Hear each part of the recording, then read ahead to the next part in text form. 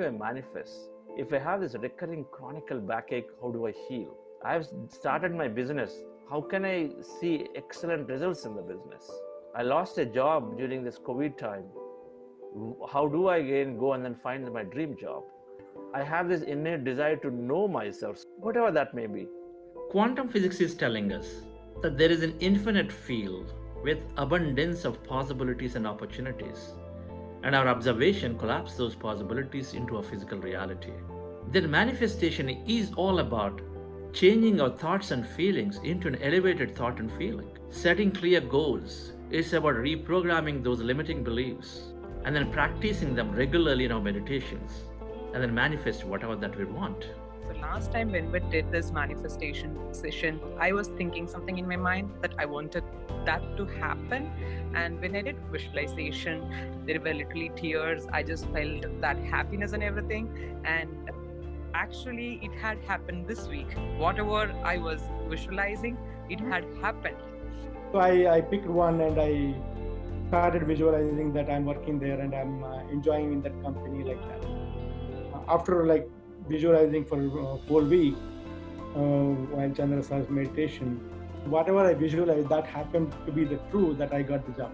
The manifestation which I experienced, I was having a problem with the kidney stones for the last 4 months. Whatever I visualized that I'm going to show the stone to my doctor, it happened. The miracle happened. Meditation plus visualization is equal to manifestation. Only visualization without meditation will not manifest. The more you do meditation, the better your visualization will be, and the better your visualization, the better your manifestation will be.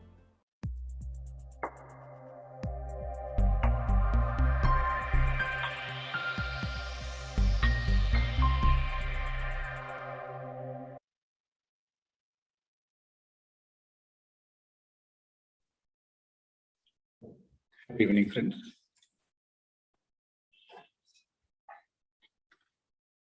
Welcome back, everyone, for the day 8 of our 21 days program.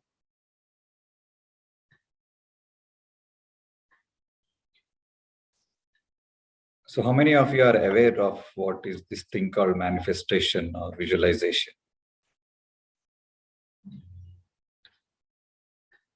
Can you raise your hand? Or is there anyone who have deliberately created something in their life? You thought, I want this thing to happen, and that has happened, or that had happened. Is there anyone in this audience? No one? I'm surprised. So all the events, whatever are happening in your life are happening just like that, coincidentally till now? Not even one that you have deliberately created?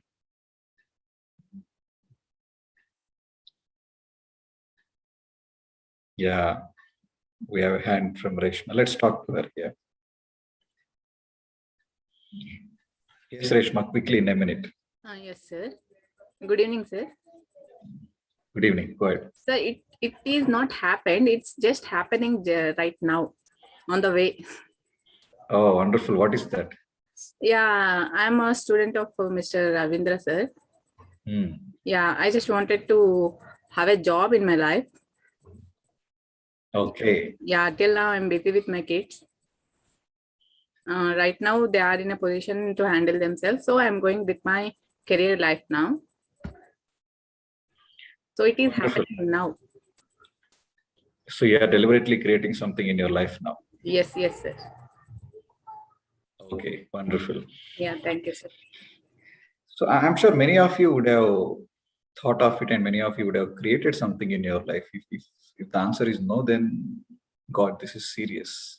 You should think what kind of life that we are leading. Okay. Anyone heard about this term called visualization? Come on, you can be active over Zoom chat.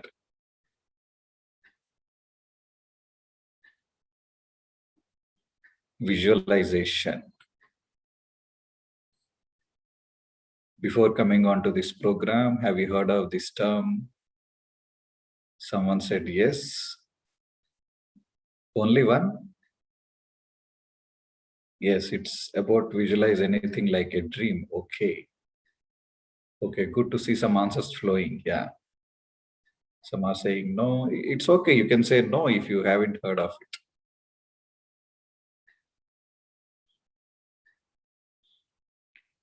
I heard this term only when I met a group of people like this who are trying to create something in their life.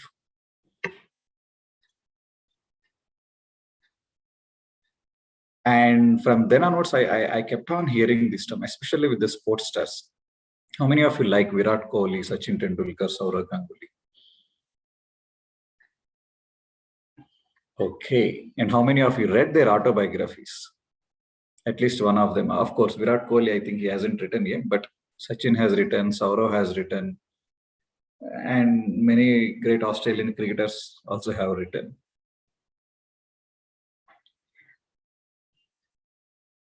No one? Okay, fine. I was going through this Century is Not Enough, autobiography of Sourav Ganguly. And he was selected into the Indian team first in the 1991 Indian cricket team. But then he was dropped. He was taken to the Australian series where out of 4 tests, he played only 1 test, and then he was dropped after that. And he didn't get a chance to play for India until 1996 again. Yeah, maybe 1992. Okay, until 1996, he didn't get a chance to play, and then he was asked to join the Indian team in England.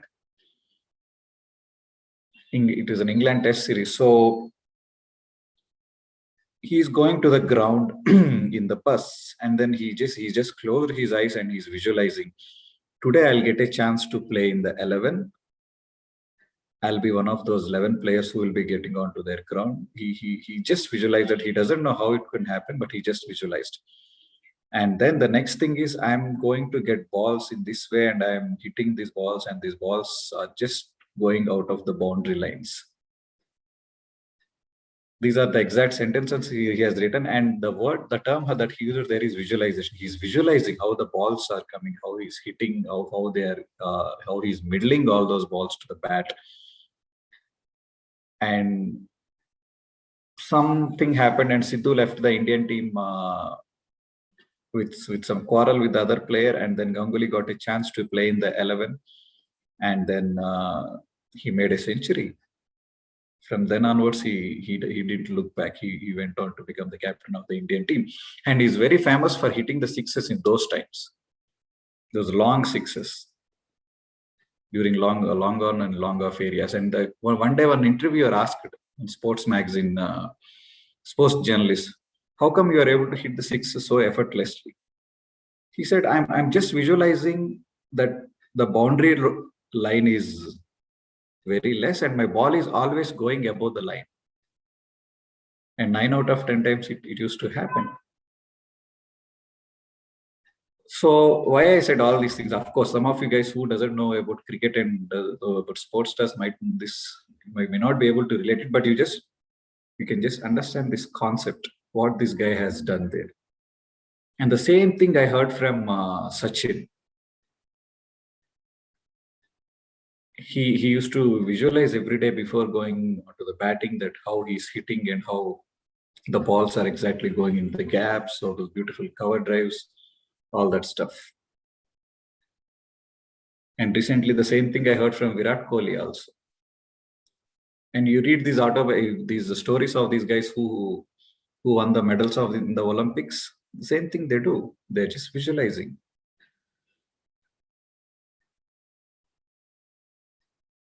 You are visualizing, you are making your mind believe that this is something real that is happening right now. And once the mind believes, then that's it. It is going to happen really in the physical scenario for us. So this whole week is all about this. How to create things deliberately. Patriji at the end of this video, which was just played some time back, said meditation plus visualization is called to manifestation. We'll understand more about how meditation is going to help us in this manifestation technique and what's the role of visualization, what are the things that we exactly need to visualize, when to visualize. We'll understand something about quantum physics, how come quantum physics is trying to explain our age-old spiritual science. So I believe this quantum physics is nothing but a contemporary for this spiritual science. And we'll try to see some of those facts also in this weekend. This week is going to be exciting. If you know some of your friends who has joined the week one and has missed today's session, you must definitely go back to them and say that you should be there in this week. Because this week is all about creating what we want. Or in other words, creating what we need. Yeah.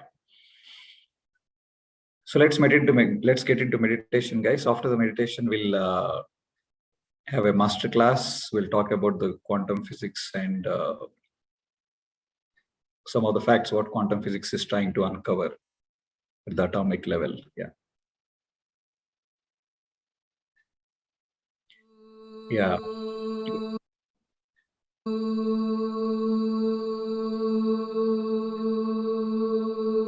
My dear friends,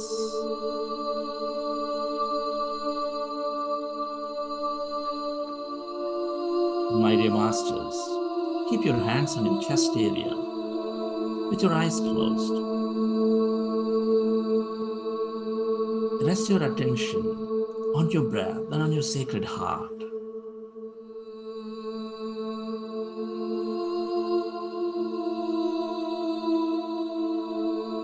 Take a slow, long, relaxing breath.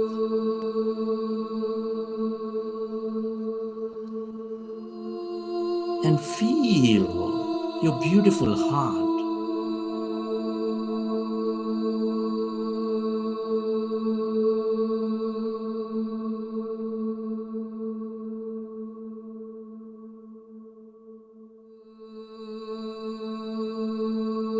Breathe more of that long, relaxing breath and feel that seat of all emotions.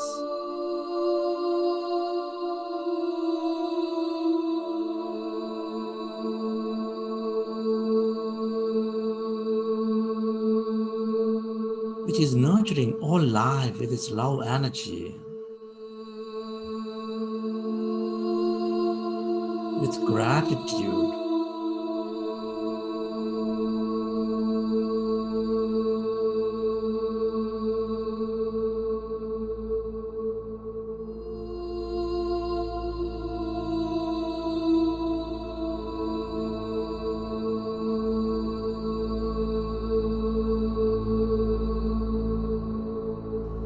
Can you feel love, gratitude,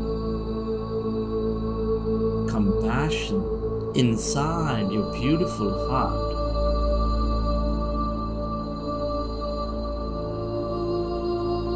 Relive a moment from your life of love, of gratitude.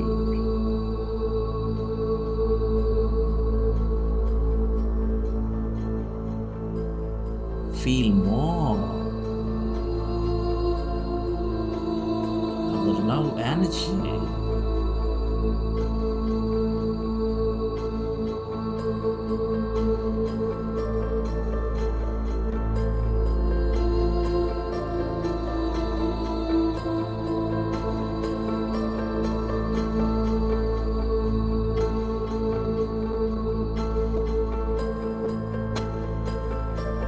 The way of the universe is to bring coherence and order among all things and everybody with love, with compassion, with gratitude, appreciation. Life expands life with love. Life supports life with compassion.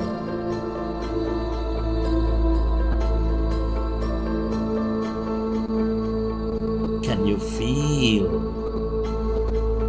the love energy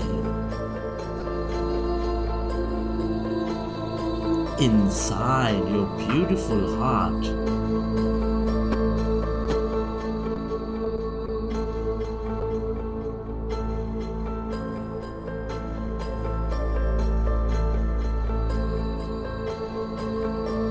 Can you become one with all things and everybody?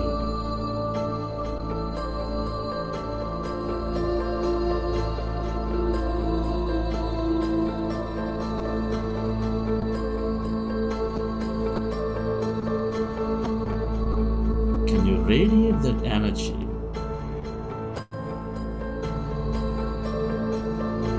beyond your body onto every being on this planet Earth?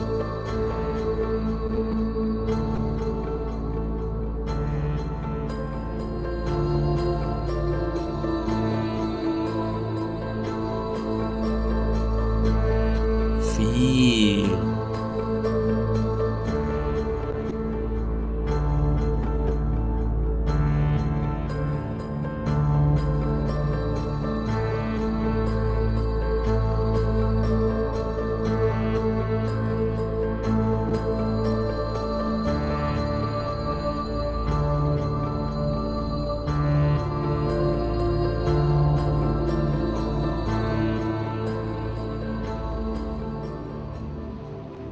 friends.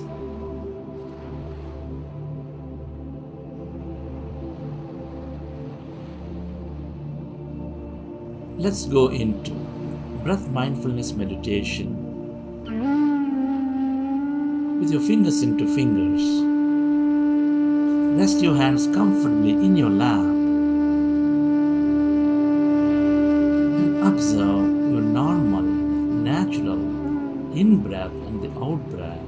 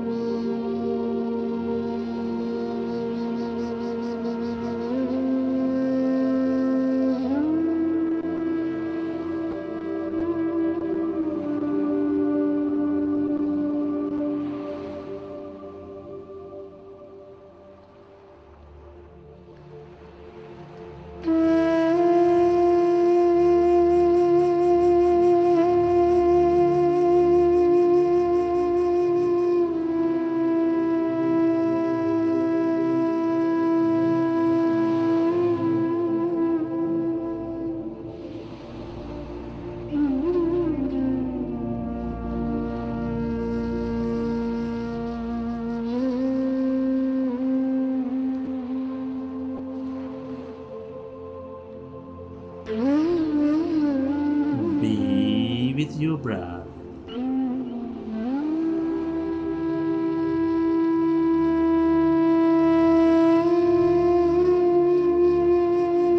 Become one with that in-breath and the out-breath, dear friends.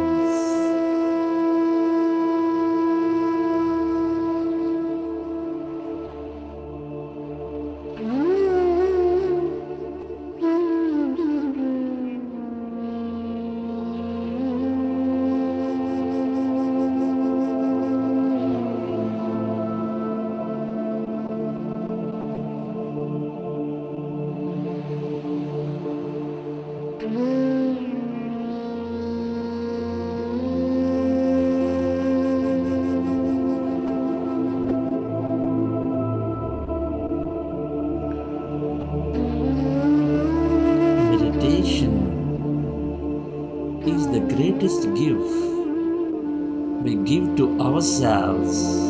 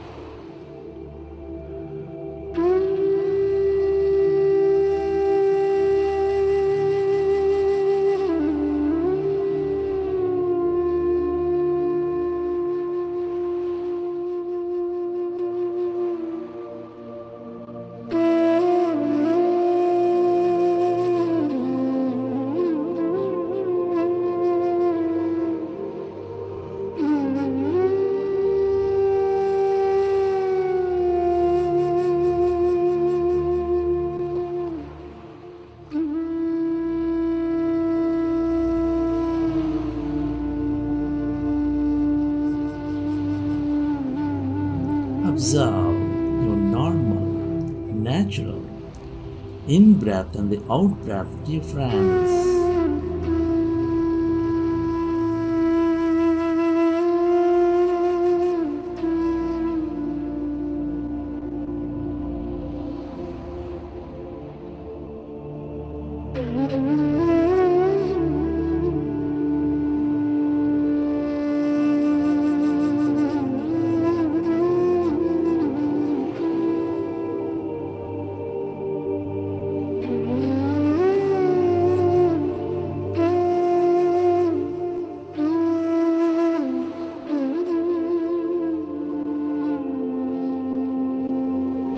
As you observe the breath, allow yourself to slowly and slowly become empty of all thoughts in your mind.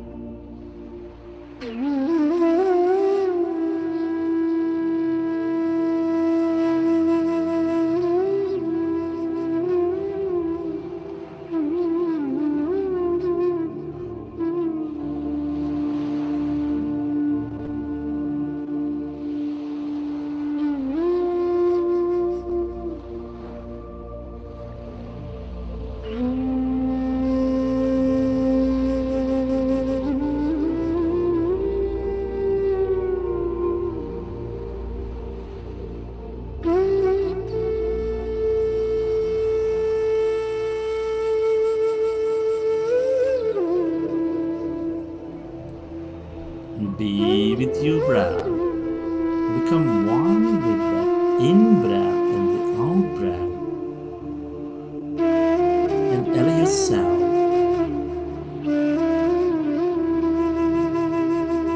to slowly become empty of all thoughts in your mind.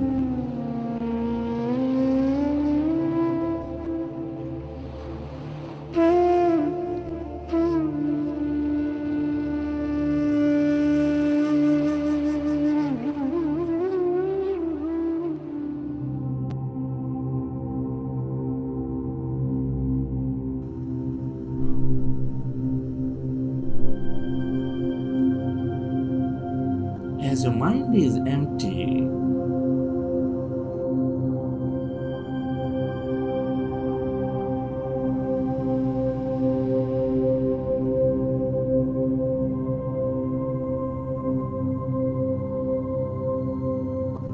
can you find that emptiness inside your body?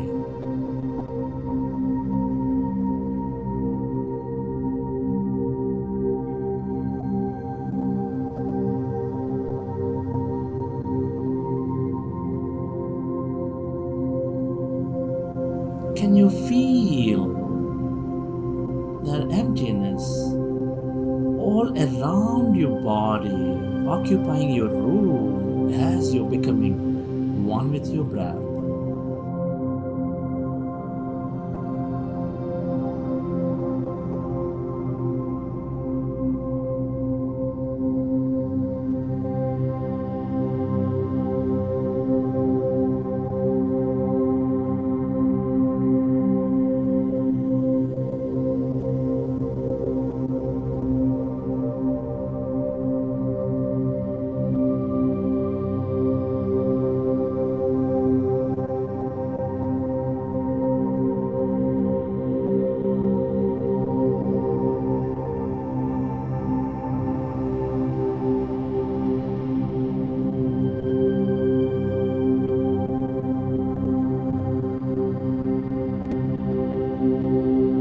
Can you become aware of that emptiness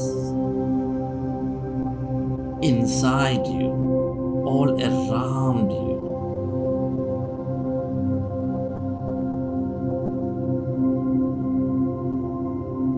As you merge into your breath,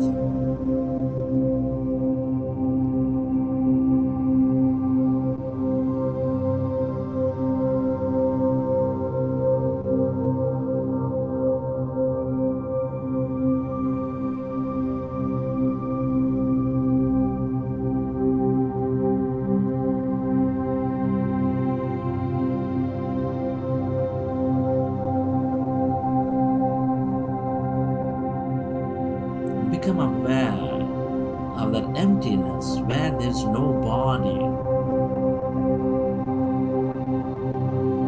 where there's no thing, where there's no one, in no place and no time.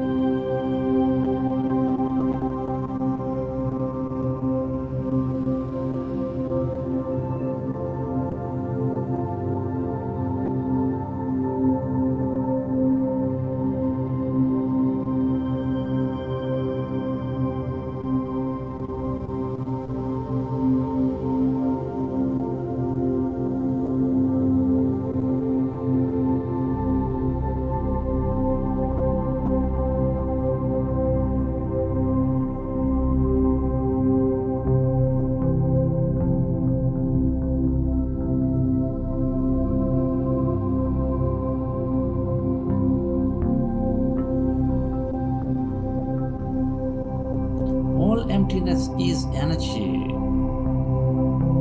That's energy in the quantum field of infinite possibilities and opportunity.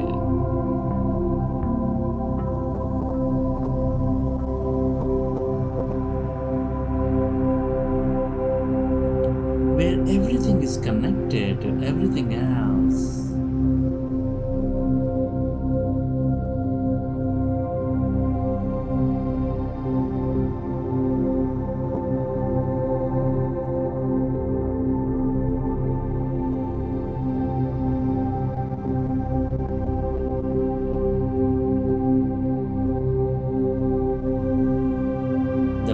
we stay in this field,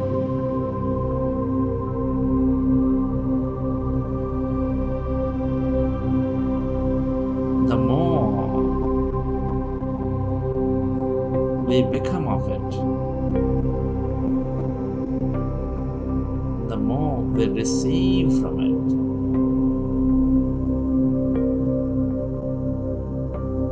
That abundance of healing energy, mystical energy, miraculous energy, empowerment energy,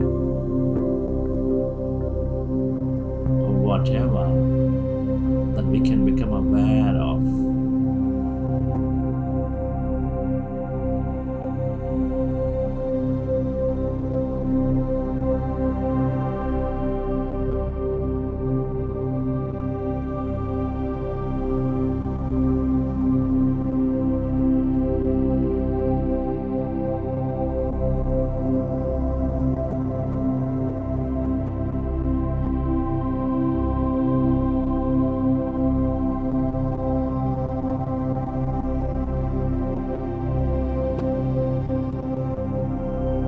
Stay aware of that emptiness as no body, as no thing, and tune in to these unlimited energies from this field.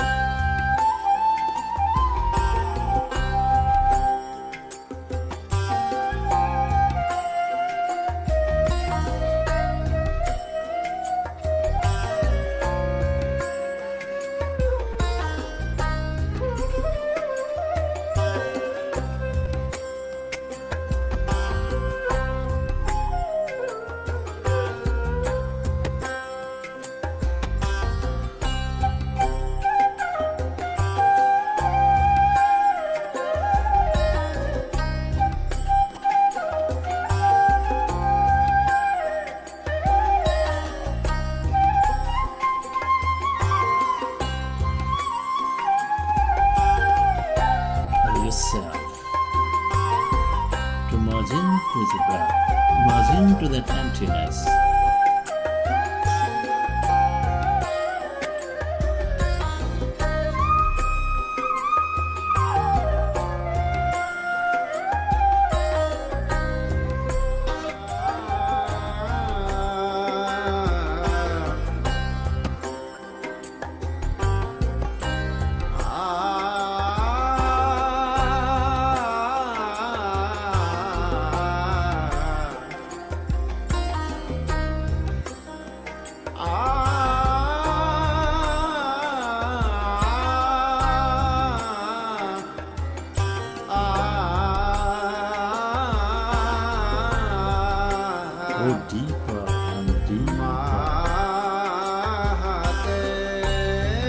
experience your wholeness again.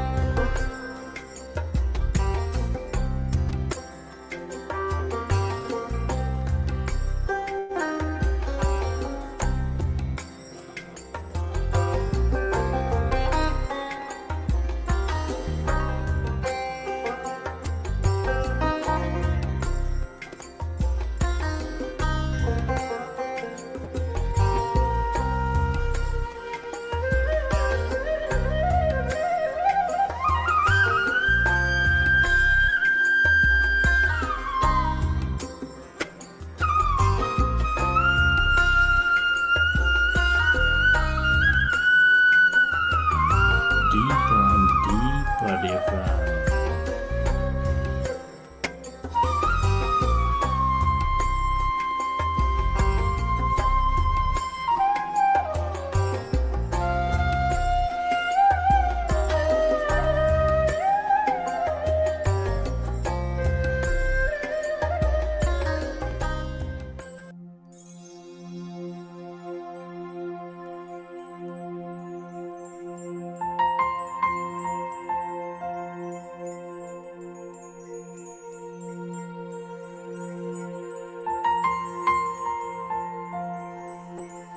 Friends, let's express gratitude.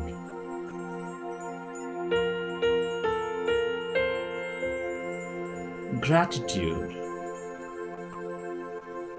for this beautiful meditation, helping us transform.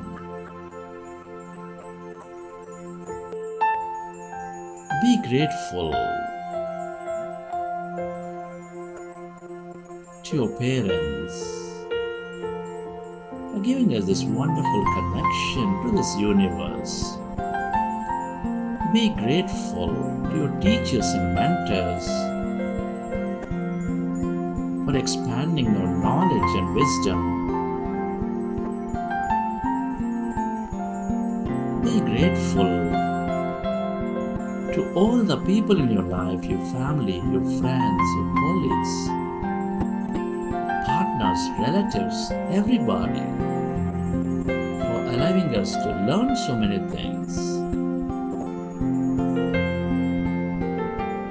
Be grateful to this nature, the bird, the fish and the animals, the planets, the stars, the sun, the earth and the moon, filling our lives with energy, mystery, beauty and more.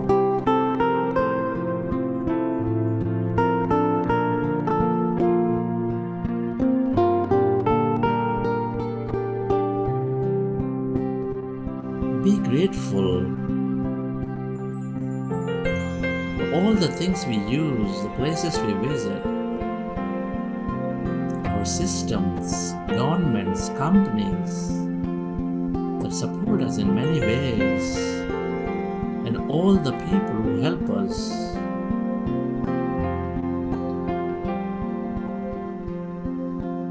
Be grateful to yourself for caring for you, for caring for others, and letting consciousness explore through you.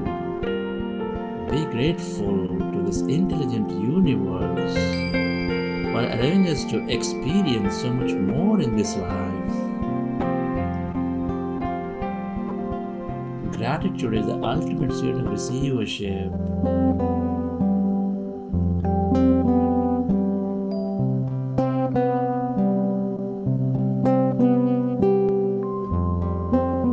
Relax your body.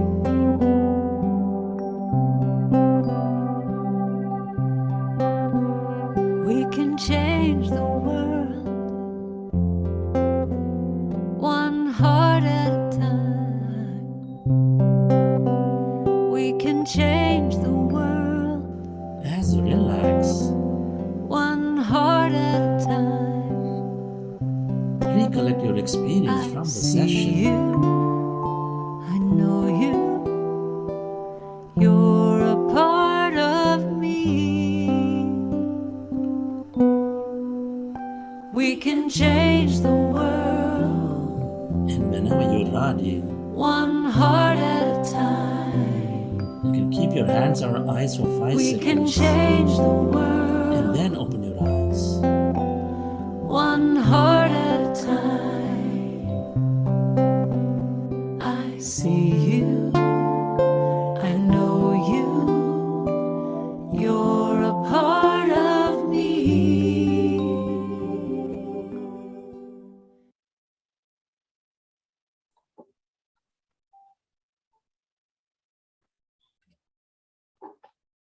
Okay, welcome back.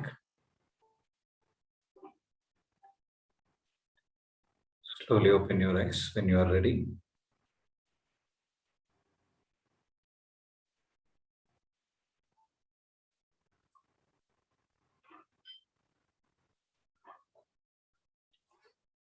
Okay. Any sharings?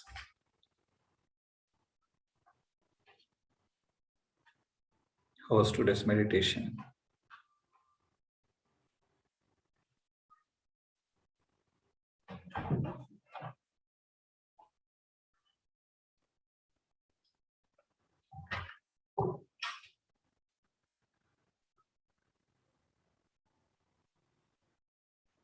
Yeah.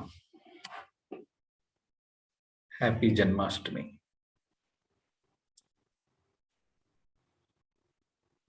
So Krishna is the symbol of playfulness. I'm not seeing any playfulness here. So the guys are so serious, as if you are just out from the Hitler mass camps. There are so much grave expressions on the face.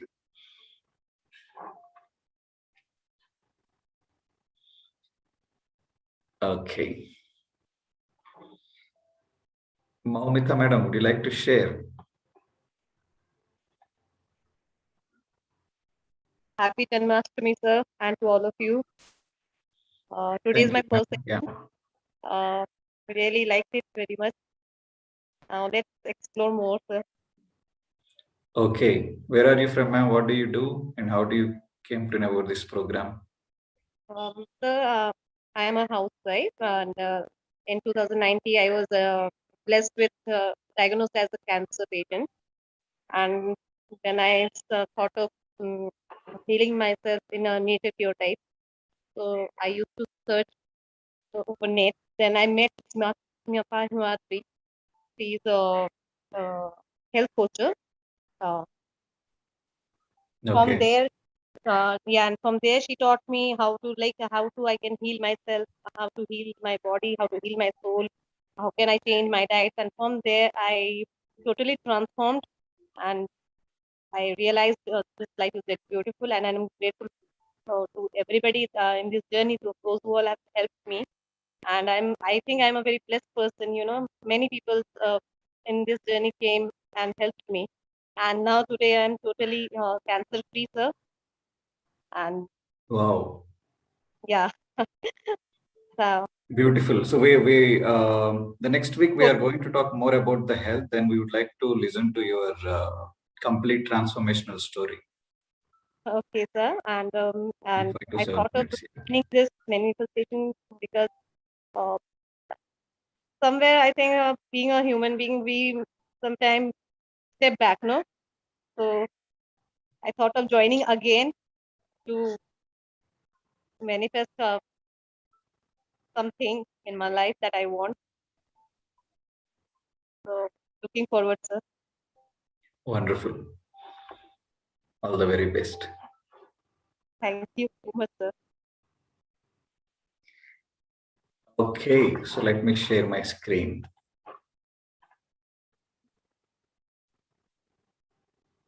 I'll share after some time, but I have a statement by Niels Bohr. How many of you know Niels Bohr? Definitely all of you would have heard in your schools Einstein, Bohr's theory. Many theories are there. He's one of the pioneer, not the pioneer, but he's the one who has significantly contributed in this quantum part. Yeah, mostly on the atomic model. Niels Bohr said a statement: everything we call real is made of things that can be regarded. Everything we call real is made of things that cannot be regarded as real.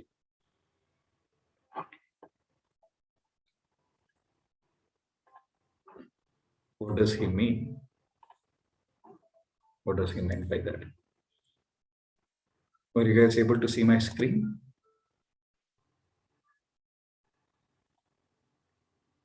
So this is what he is saying.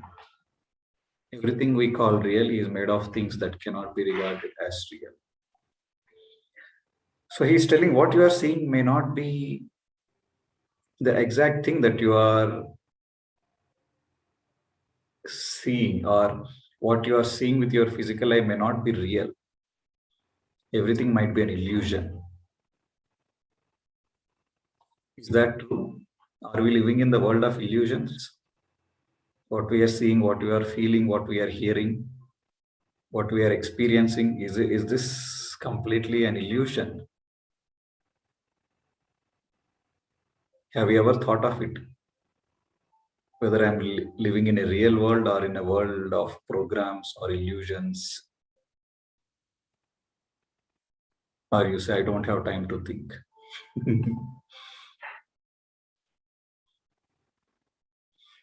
Okay, yeah, someone is telling Matrix. Let's discuss about it. I thought someone would have connected when I talked about cricket. Now I'm thinking that some more will connect when let's discuss about this movie. How many of you have watched this movie, Matrix? Zoom gives this option called raising the hand. You can use it so that I can feel that, okay, some of you are at least listening. Or else you can be active over Zoom chat.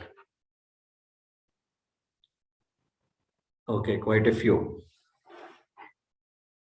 So what this movie is all about, I think this movie says in the near future, somewhere around 2100 or so, the artificial intelligence has developed so much that the machines has taken control over human beings. Machines has taken control over human beings, and they need power, right, to survive. They need electricity, electric pulses to survive. So what machines has they found in their research is that there is no better power source in this whole on this whole planet rather than a human body, because human body produces some trillion volts of electricity in their lifetime, and there is no better battery on this planet than a human body. So they want to tap this human body and want to use this all human beings as a power source for them, nothing but as a batteries. But how can they do that? One way is they can wage a war and they can enslave, but then may not be a best idea. They lose a lot of resources there. So they have done something very intelligently. They have created a program called Matrix, and they install this program in all the human beings' brains. So this Matrix programmed every human brain. So now people will be feeling that they are getting up every day, taking bath, going to their office, doing some work, coming back, having love with their spouses, and producing children, and then again becoming old, getting retired, and then so they experience all these things. But the fact here is all these things are being experienced only at the mental level. In real, all the human beings are enclosed in a box, and they are just used as a battery. The machines are consuming the power, but human beings are made to believe that they are actually experiencing the real things. But in fact, that what they are experiencing, what they are seeing, what they are feeling, what they are doing is only a program, is only an illusion. Your mind is made to believe that there is something that is happening, but actually it is not happening in the physical world.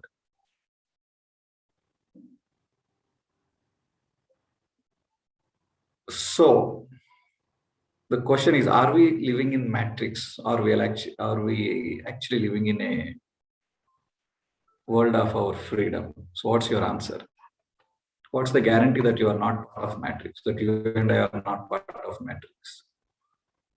Are you 100% sure? Maybe the matrix program would have installed in your brain that go to Ivan Tech, talk to Ravindra, get 3 months of training to get into a job. Who knows? That also might be a part of matrix. Matrix would have told you, go to these many matches, select one girl, get married, and then spend your life. Maybe matrix would have told me, take the sessions for these guys. What's the guarantee?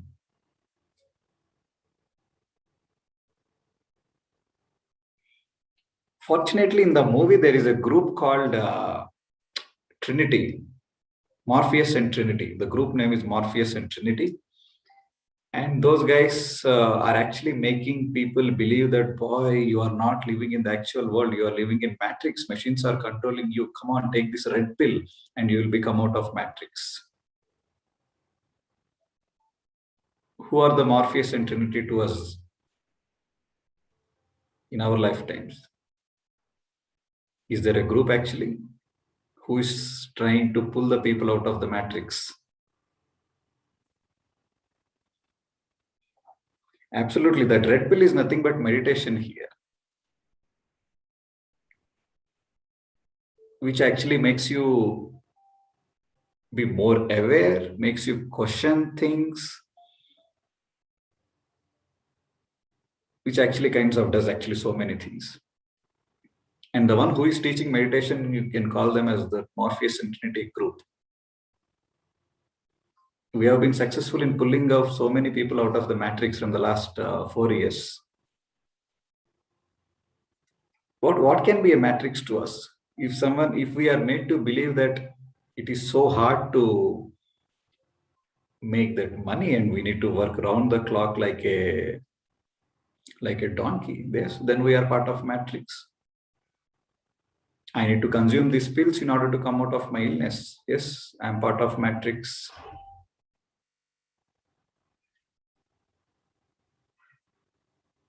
I'm not good at math is a program from matrix.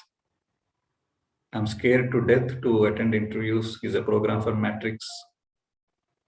All the limiting beliefs or those limiting emotions, if we are experiencing, you can say that, okay, I'm still in matrix. If you ask me, am I completely out of matrix? I'm not sure, but I'm trying. So the same thing all of us can do. Let me show you some of the facts this quantum physics has found recently.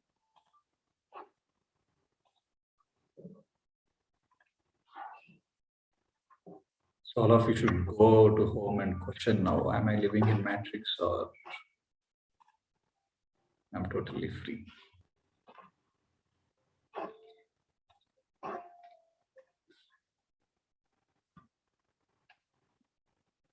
Okay, so the first principle of energy science says we are less matter and more energy. What you are seeing me on the screen is only 0.1% of actually myself. Even I came to know this 3 years back. And then 99.99% of me called Pradeep is invisible to the human eye. But unfortunately, I'm focusing only on this 0.1%, and this matrix program had made me believe that this is what I am actually. And whereas a significant portion of me is still there and still unexplored. And that's what we have been doing through this practice of meditation, exploring that gigantic part of ourselves.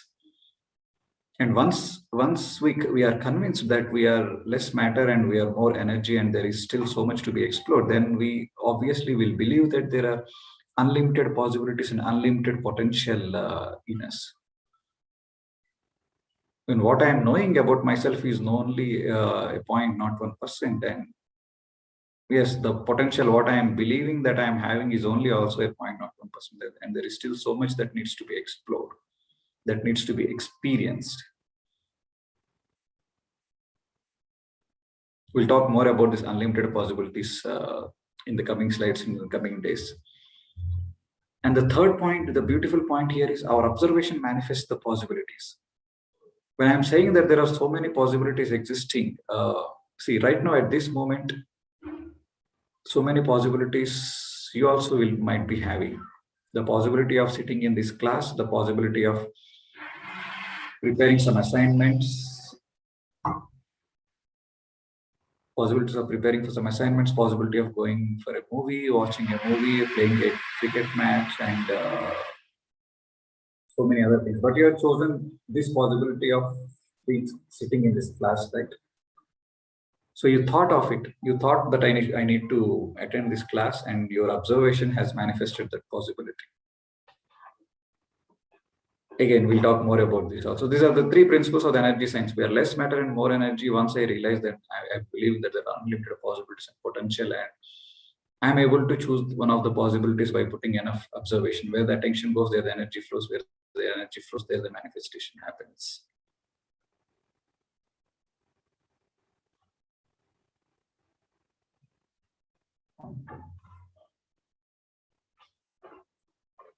Just excuse me, guys, for a minute.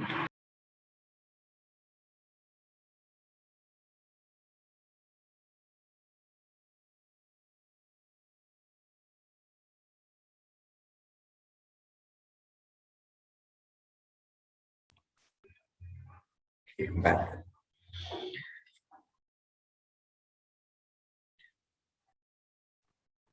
So yes, when scientists have conducted this experiment, atom is 99.99999% of it is actually empty, filled with energy. So what they had actually done, they had taken an object. Let's assume you take your mobile phone and put it under electron microscope. And what do you see? This solid object is nothing but a combination of a bunch of molecules. When you go even more deeper, you are seeing that each molecule is nothing but a bunch of atoms binded together with a particular atomic structure. And when you go even deeper, what did you actually find? Every atom is made up of these subatomic particles like electron, proton, and there is a nucleus. And if you go even more deeper, what do you find? Any answers? It's actually empty. We are not able to find anything. And this has baffled the whole scientific community. Oh my God, the mobile phone, which I'm seeing with my physical eye as a perfect solid object, is when it is kept under electron microscope, it is showing that it is actually made up of emptiness. Emptiness filled with energy. Even if you see this atom, the space, see there is an image right on the left bottom of the screen. Those stars, all those lightning particles, you can consider the subatomic particles, and the center one can be a nucleus. And the whole of these subatomic particles, if you count to the amount of empty space that is there in the atom, so the atom is actually 99.9 full of empty, and all these subatomic particles is only amounting to 0.001%. And the same analogy you can draw to your human body also. So what does it mean? That means when 99.99% of the atom is actually empty, the 99.99% of any object, even the human being, is also empty. Emptiness filled with energy and information. So that means I am actually spread across in this empty space. And my empty space is in overlap with yours and with everyone here. That's what actually this oneness meant. Singularity. We are actually connected to each other, interconnected. How do you think that many a times you would have experienced that you have thought about someone and immediately the phone ringed? The person whom you thought of has just called you. or you received a WhatsApp message or text, or you might be thinking of a particular song and then suddenly that song showed up on a channel, or movie, that particular movie showed up on a particular channel. How this happened, how you actually came to know before, because we all are interconnected to each other. And this quantum physics is actually proven about this theory of interconnectedness. We are all empty space. We are all interconnected in this vastness of emptiness. It's a big field of energy, it's everywhere interconnected to each other.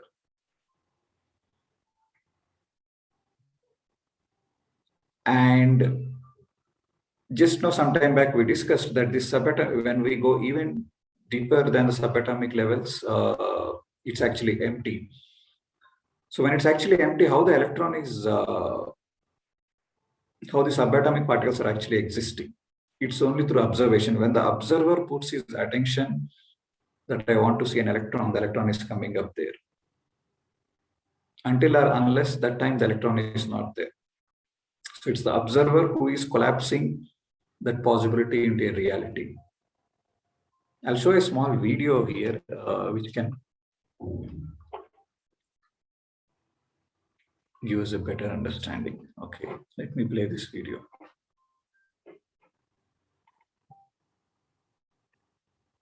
All of you can hear.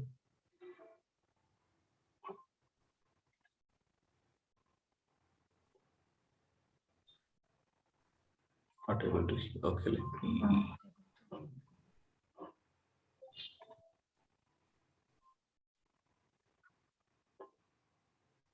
Is it audible now?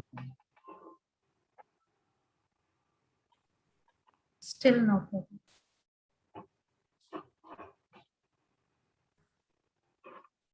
Let me increase my volume.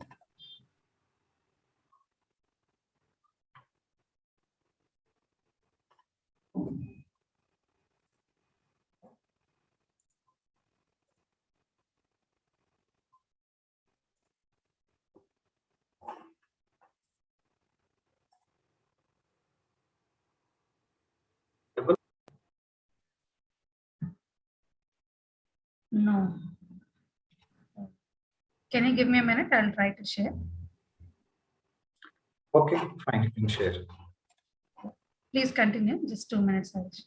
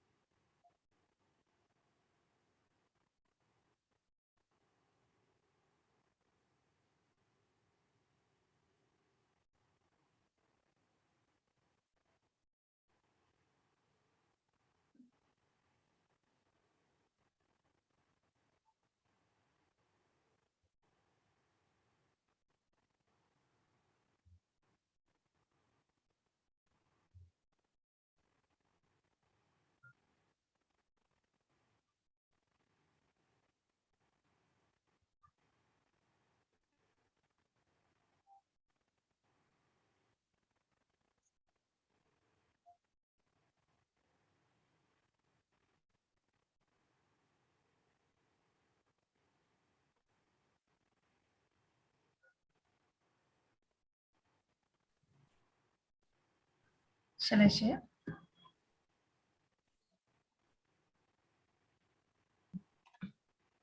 Yeah, is it not audible? No, not for me. Okay, you can share. Okay.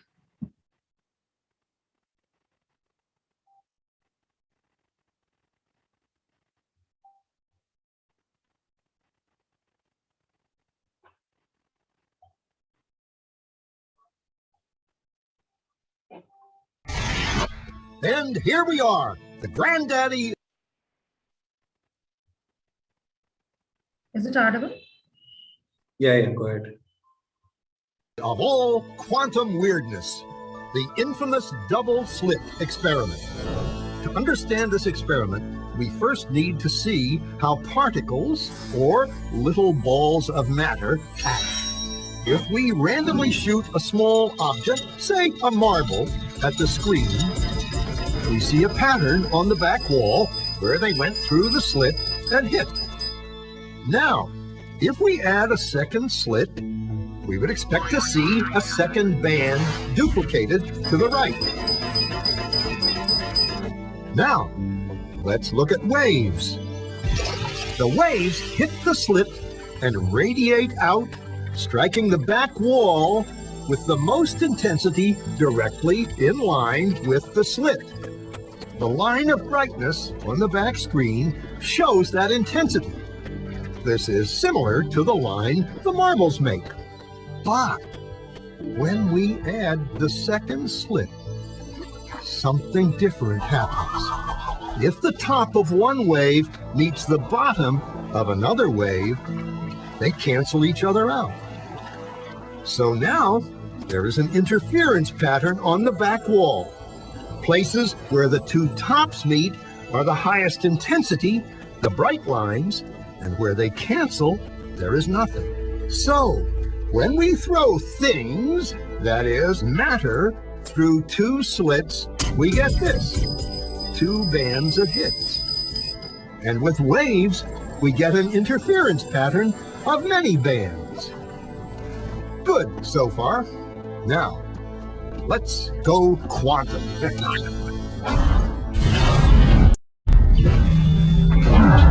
An electron is a tiny, tiny bit of matter, like a tiny marble.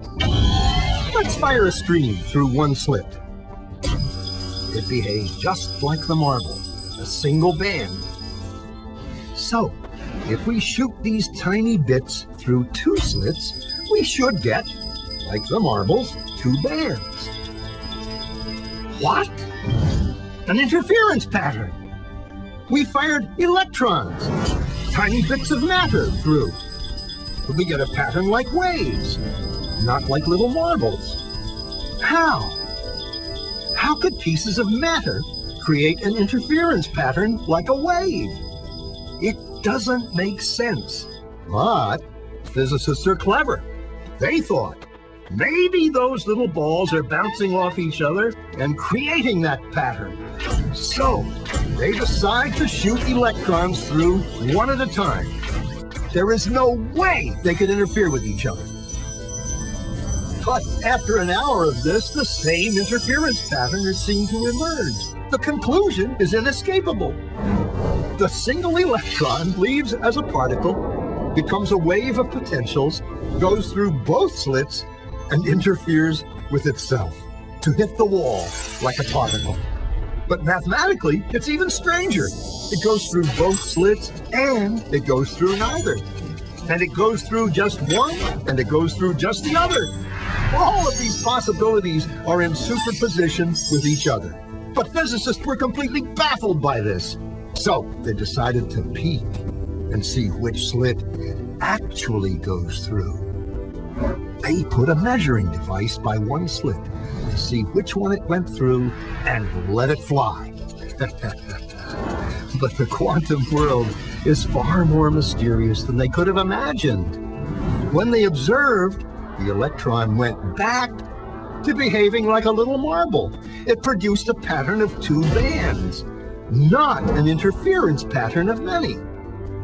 The very act of measuring or observing which slit it went through meant it only went through one, not both. The electron decided to act differently, as though it was aware it was being watched. And it was here that physicists stepped forever into the strange, never world of quantum events. What is matter? Marbles or waves? And waves of what? And what does an observer have to do with any of this? The observer collapsed the wave function simply by observing.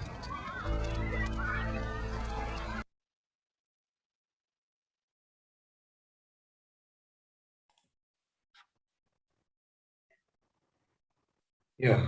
Who understood that?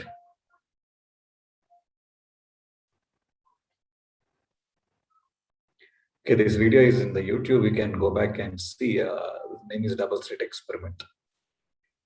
So what this experiment basically saying is, initially you saw two lines on the screen, right? So that's when the electron is assumed to be a particle. There are two openings in the slit, and you are able to see two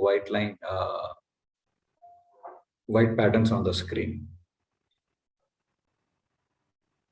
When electron is assumed to be a wave, you actually thought that it should come as two lines, but then when electron is pumped, it has created many the interference patterns on the screen. Then scientists are unable to explain this concept with the particle nature, so they have to go with the wave nature. They are telling that electron actually is behaving as a wave, and that's the reason why this interference pattern has occurred, and that's where you are able to see those lines across the screen. Light, dark, light, dark, light, dark. And the next experiment, what they have done is, now they have kept an observer there, asking to visualize where you want to see the electron. When the observer thought that, okay, I want to see the electron on the left corner of the screen, the electron actually went and appeared there.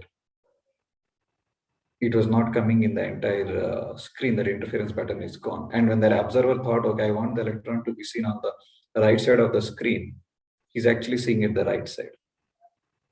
So the whole conclusion of this experiment is that electron behavior is controlled by the observer.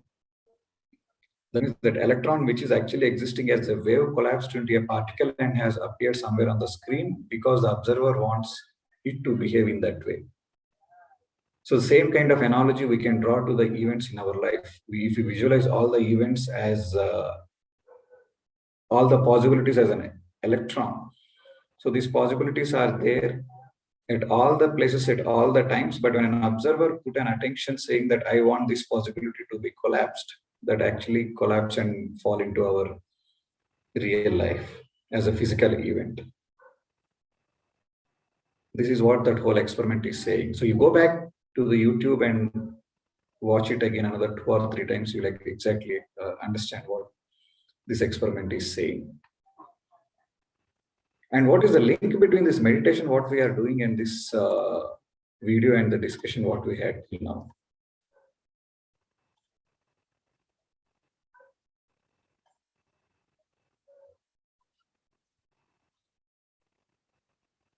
So Anapanasati meditation helps to experience this quantum field of infinite possibilities. How? Every thought is about a person, beings, places, or things in a given time frame. When we train ourselves to be an observer, to observe our breath, and we become one-pointed mind, that means when we improve our energy, we will be able to observe with one-pointed mind, and then slowly our mind too becomes empty of all the thoughts, and hence we lose the sense of matter. That means the third point is saying we move slowly from the matter state to the energy state. That means we start experiencing this grander self of ourselves, which we are unable to see and experience through our physical 5 senses. Many of you said that I'm experiencing lightness, heaviness, I'm seeing this vision, that vision. Why? From where you are seeing all that? It's like that they're all actually there within yourself. So this Anapanasati meditation is actually helping you to explore all these unknown territories. That's when you started becoming less matter and more energy.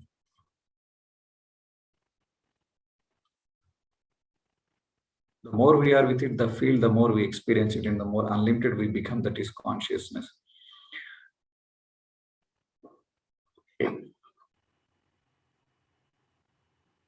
As the mind becomes more focused, the observer becomes so strong that he is able to collapse the possibility. This is all about manifestation. We'll understand more about this concept on in the coming days. Actually, on the Wednesday and Friday, we are having 2 more master classes. So this is a 3-episode series. So this is episode 1, and we have episode 1 and episode 2 coming on Wednesday and Friday. So stay tuned to understand more about this science. But we are almost on time. If there are any questions or any sharings, we can take for another couple of minutes.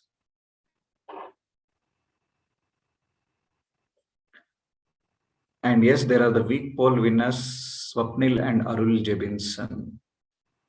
Are they here? Swapnil and Arul.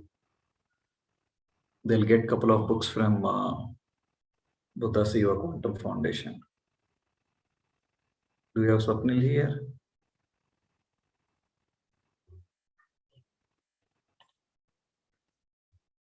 If no Both response, of them are then here, no. sir, but they are not switching on their videos. Like both of them are here in the session. That's very bad. So congratulations both of you. So I request you to contact your team facilitator. Their number will be there in the WhatsApp group, and reach out to them, and please do share your address so that we could send you the gift. Thank you. Any questions, guys?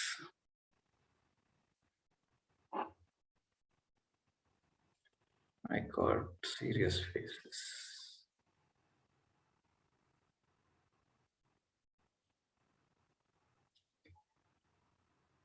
All right, okay.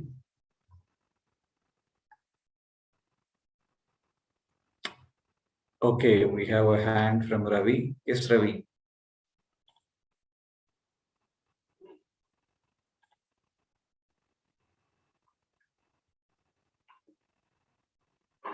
Ravi, you can unmute yourself. Hi, good evening, sir. Hi. Sir, like you also, sir, I'm very big cricket fan also, sir.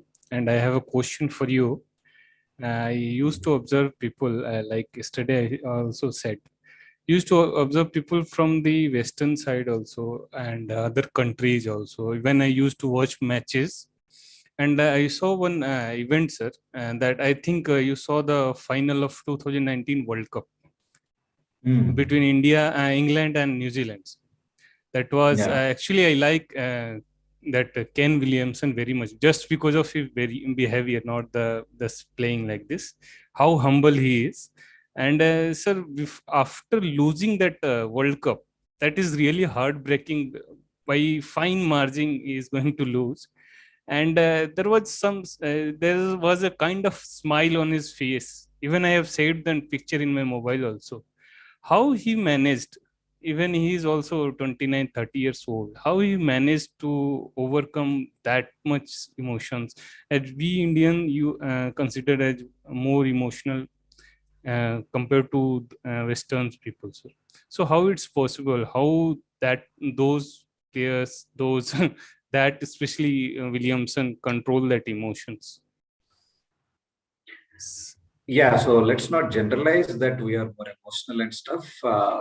So this is a thing related to emotional intelligence. So how effective you are able to manage your emotions. And the same Williamson interview I have read after winning this ICC Test Championship. He said he was heartbroken after that match, and it took him a couple of weeks to come out of it. But then he realized, okay, that's actually a match. And there is something beyond which I can again go back and perform. And that's when they remain champions of the Test Championships. You see all these great players, they have better control over their emotions. You see Messi, after the 2014 Football World Cup, when they lost a match against Germany in those final minutes, he was not that emotional when compared to his other teammates. And you see Mithali Raj, who is the captain of our Indian women cricket team, after losing that finals to England in 2017, she's also not that emotional when compared to her other teammates. Same thing you'll see in our Dhoni also. So all these great guys whom we call as champions, they have better control over their emotions. So there is this small gap between stimulus and response. So the environment is continuously stimulating us with the information that we have lost something significant. But there is a response for all those stimulus, and between the stimulus and response, there is a small gap where we can actually choose what we can do. If I am in control of that small gap, then I can make my mind believe, okay, this is just a match, but otherwise I'll be just overtaken by the environment and situation, and I'll break down.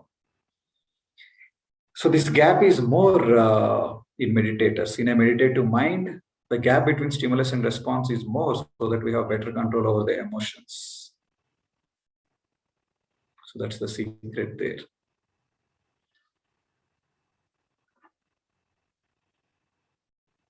Studies, you should study, guys. If you want to become great, you need to study how about these great guys, what they have done, what they are going through, what are their emotional states. If we are aspiring to become someone, then we need to study that someone who has already been there. If you are wanting to be, if you are visualizing to be in that particular place, then we need to study about that one who are already there. And studying the biographies of these entrepreneurs and these sportsters definitely gives us a better perspective on handling things. Yeah. Thank you so much. See you all tomorrow again. Hope this session is informative and you guys enjoyed. See you all tomorrow at 5:30 p.m. Bye.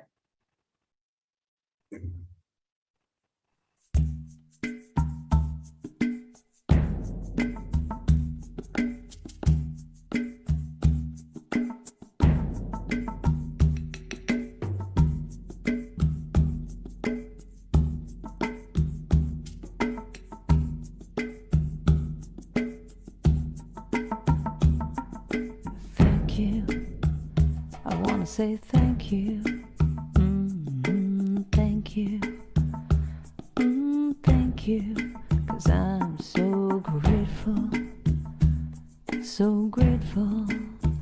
oh grateful, I'm so grateful.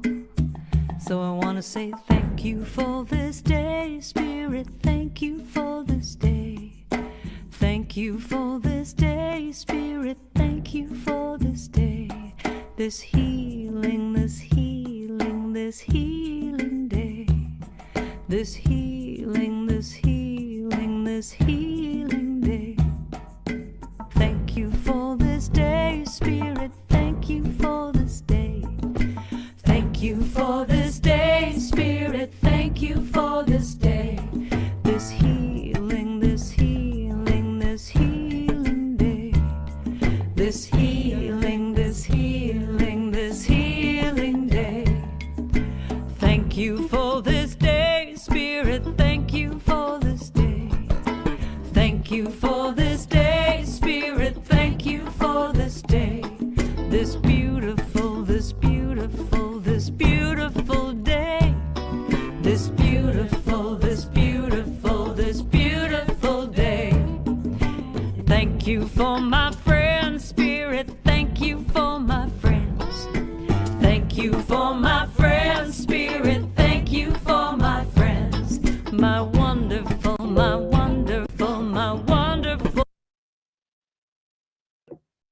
Thank you all, and let's all meet back again tomorrow. Thank you for joining.